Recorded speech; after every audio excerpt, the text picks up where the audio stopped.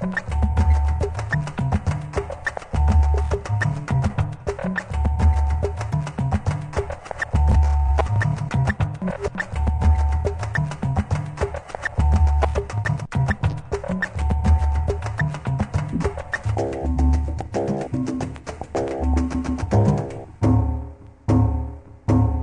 on peut dire l'avantage et en même temps la difficulté de la psychologie dans le travail, c'est qu'on est sur le terrain.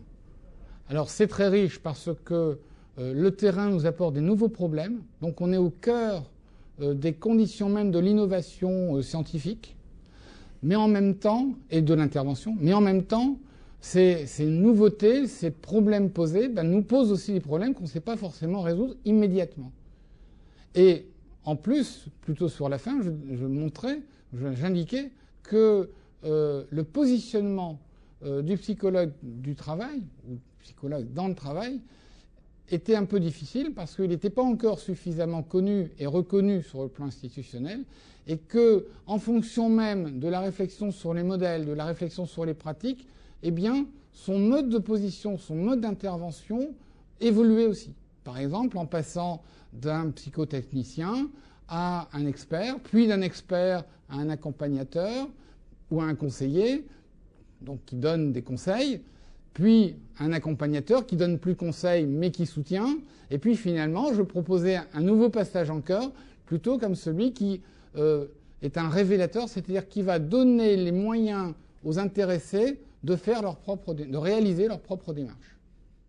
J'ai voulu insister justement sur ces originalités, ces spécificités de la psychologie du travail, parce que c'est aussi un moyen de nous valoriser à nos propres yeux, mais aussi d'être valorisé ensuite en termes de reconnaissance sociale. Alors, comme originalité, il y a justement en partie le fait qu'on est en prise directe avec des réalités difficiles. Ça, c'est vraiment très important. J'ai insisté sur le fait qu'on était des psychologues, c'est-à-dire dans les organisations, on s'intéressait en priorité aux personnes, quel que soit leur niveau hiérarchique.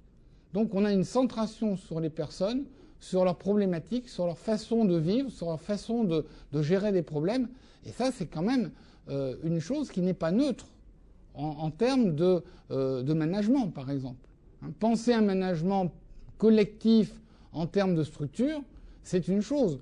Penser comment les gens vont vivre ce management et l'organisation du travail, ça, c'est véritablement spécifique. C'est ce que ne savent pas faire, finalement, les gestionnaires, les économistes, les gens qui font du droit, les ingénieurs commerciaux ou technico-commerciaux qui s'occupent du personnel, je dirais, parce qu'ils connaissent un peu l'entreprise depuis un certain temps.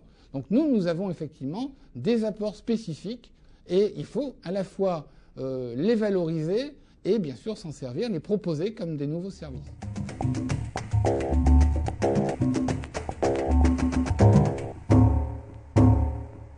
Donc nous avons apporté des outils, des méthodes. Mais ces méthodes ne sont plus à concevoir uniquement comme des objets techniques, comme du temps de la psychotechnique, par exemple, où ça a été trop considéré simplement comme une technique. Quelquefois, y compris avec l'informatique, on retrouve ce mode de fonctionnement. C'est plus à partir des tests, puis ça sera à partir des logiciels ou des formes de mise en page où on a des informations qui vont nous tomber quand même de haut en bas.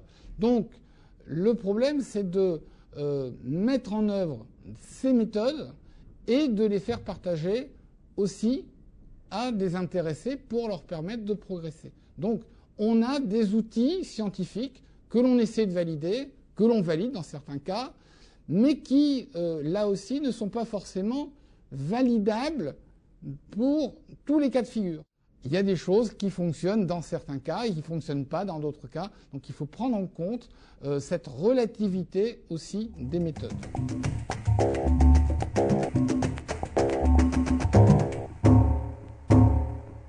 Est-ce qu'on est finalement des idéologues? Est-ce qu'on fait marcher le système? Ou au contraire, est-ce qu'on se positionne à l'encontre de ce système, à contre du système dominant? Donc là, vous voyez qu'il est très important de clarifier notre propre position et de savoir à quoi on joue, à quoi on nous fait jouer et comment finalement se positionner et quels sont aussi les effets les processus qu'on met en œuvre quand on utilise des méthodes.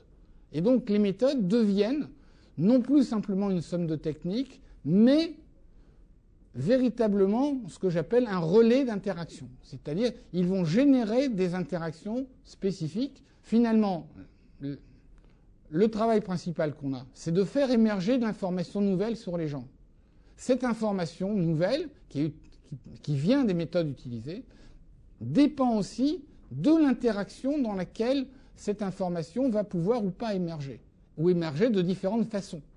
Donc il faut travailler cette situation d'interaction pour comprendre ce que l'on obtient en fonction des conditions mêmes de l'obtention des informations.